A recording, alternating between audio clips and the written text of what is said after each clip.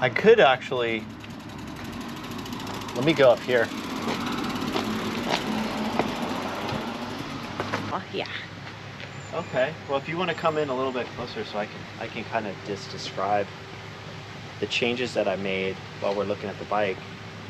But I went ahead and added a spacer into the fork here, and that dropped the travel from 90 millimeters down to 80. And I did that because I just wanted to get the front end of the bike as low as I can so that I could lower the trail and make the bike handle a lot like a road bike should handle for this experiment. And that's where I ended up doing it, because this fork has a 50 millimeter offset and it's a 29er fork, but I have a 27.5 wheel on here, so I had to shorten it up as much as I can to get the front end of the bike down, to get the head tube angle a little bit steeper, and that is what got it to feel now like a bike with a, you know, like a 71 degree head tube angle would feel. And it feels pretty good, I think. Like, it actually feels like a drop bar bike. So a lot of people wanted me to go over some of the parts on this bike, so I'll just point out a few things that I did. So this bike has a 142 millimeter rear axle spacing. It's designed, the dropouts were by Paragon, and they are for flat mount disc brakes.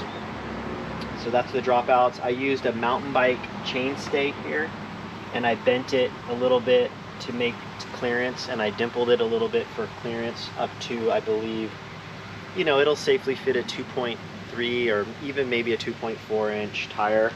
These are 2.2 inch Race Kings on here now. The stays were a mountain bike S-bend that were not quite bent the way I liked them, so I bent them a little bit more, and I think they came out pretty good. The top tube is a single oversized top tube, and it is a 858 wall thickness budding profile. Down tube is a double oversize. It's also an 858 budding profile. This is a tapered head tube, and then it's a tapered C tube. So it goes from 31.8 to 28.6 up here.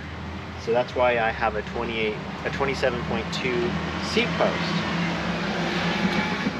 I wanted the geometry to have a fairly level top tube, so I worked really hard to try to keep the head tube as short as possible without it looking like a mountain bike. But this was as good as I could do for my height, and it doesn't have a ton of standover. It's pushing it on the standover, but I can stand over it, and I still have a little bit of standover clearance, but not a lot. This is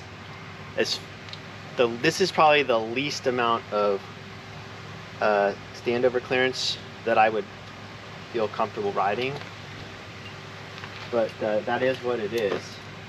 That's what I could do with the 27.5 wheel size. I had to get the bottom bracket down as low as I can, so I dropped the bottom bracket. It's a 65, or yeah, I think it was 65 millimeters when I designed it. But because this head tube lug is so stiff and rigid, this angle was set, and I ended up coming up another, I think it's 5 millimeters, so it's probably like only 60 millimeters of bottom bracket drop right now. But they're really short chainstays. These are 430, and yeah, I think that's kind of it. What do you think, Miss Coles? Was there something other people asked? Oh, they asked about the triple and the drivetrain. Yeah, so this is a 10-speed. This is an 11 to 38 tooth. I just put this derailleur on today. The other derailleur I had was kind of, it was a little bit maxed out.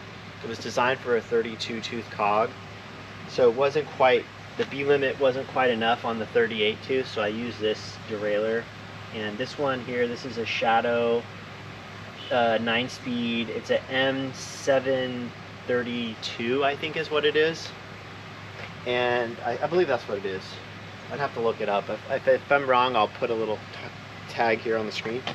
But anyway, it works with this cassette and then the triple on the front. This is a 9-speed triple.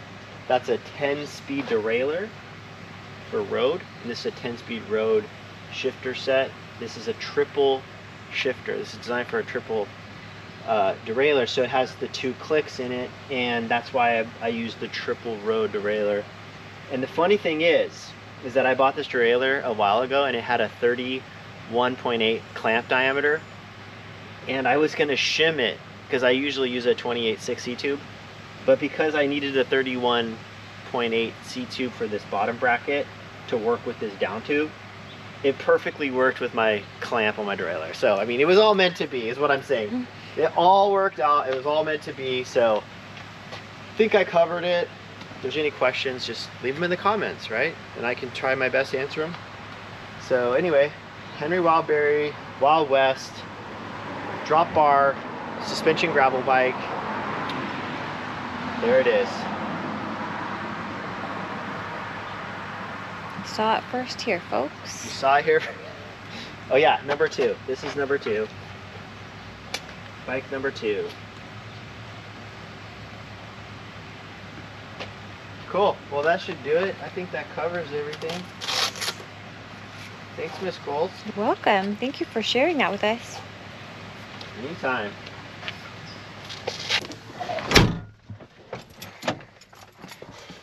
Yeah, we need bubble water. Do we?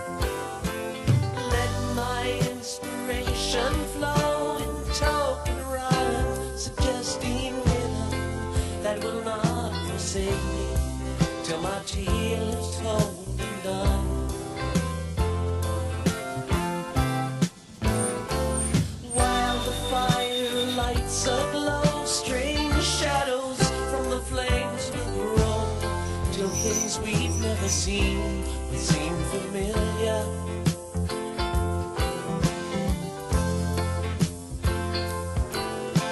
Shadows of the sailor forming, winds both foul and fair all storm. Down in Carlisle he loved a lady many years ago.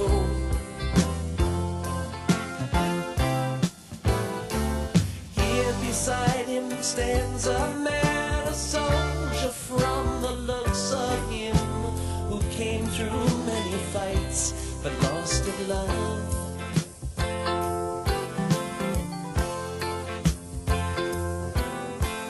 While the storyteller speaks, a door within the fire creaks, suddenly flies open and a girl is standing there.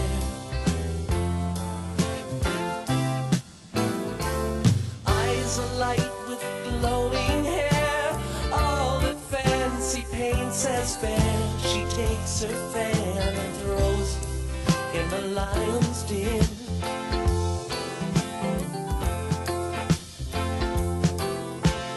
Which of you to gain me tell will risk uncertain pains of hell? I will not forgive you if you will not take the chance.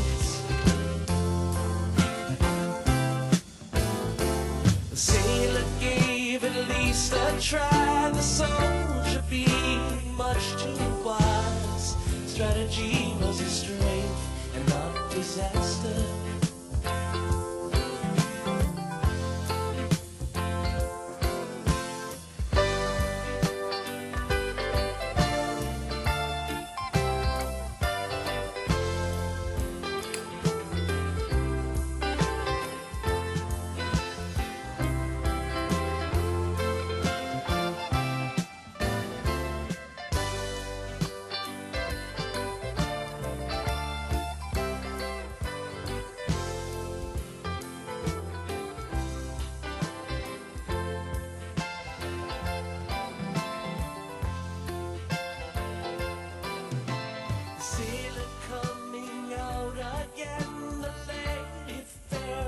So what I just did on this bike is I made a barrel adjuster for the rear derailleur. And this is a Shadow rear derailleur by Shimano, and it does not have a barrel adjuster built into the derailleur. And since I ran continuous housing from the shifters down to the rear derailleur, I don't have a place for any kind of adjustment. So I had to switch out this derailleur because I wanted to make sure I would get a full range through this larger cassette on here. This is an 11 to 38 tooth cassette. So anyway, I just wanted to explain what I was doing. And then as soon as I finished making it, Omar sent me a link to a product that exists that does exactly the same thing that I just made. And you can buy it right off the shelf. It's a little bit different. It slips into the housing on the derailleur, and mine is bonded in, and I threaded it so that it could be, any barrel adjuster will thread into it now. But anyway, what I like to do is a little Q&A. And I got a comment from my last video that I'd like to read to everyone and respond to it the best that I can. So this came in from Chaparral Cycles down in Southern California, and he writes, "Enjoying watching this journey. Rather interested in how you think the bike rides as you reduce trail. You went from upper 80s at 27.5 fork to low 80s with the 29-inch fork at 100 millimeters of travel. I wonder what the bike will feel like with even lower trail and faster steering. The stack will drop with the shorter fork, I think.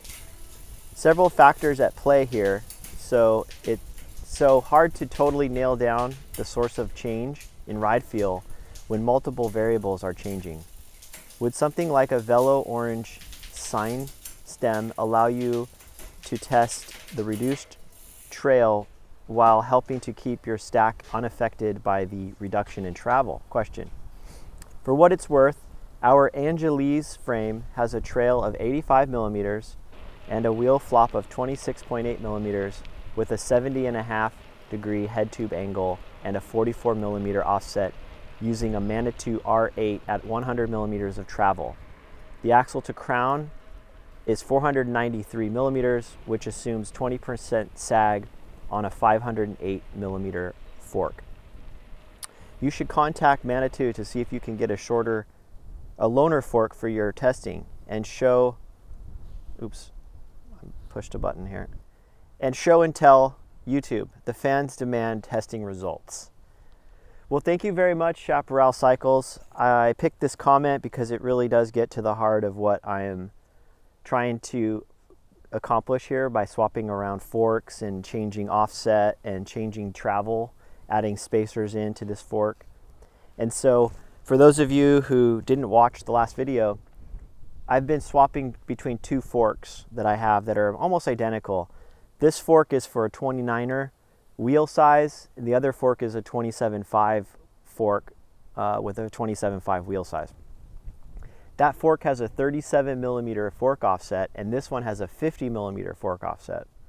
And I ended up buying this fork because I wanted to try it on my mountain bike, and I was trying to change the trail on that bike as well. And so I ended up with these two forks that I've been swapping back and forth on different bikes with different tire sizes and just experimenting with how fork travel, fork offset, and fork length affects the handling of the bike. So I measured up this bike in this configuration to see what the angles are. And right now, as it sits with the 80 millimeters of travel, and this is the 29er fork, I now have the head tube angle at 69 degrees, and that is without sag.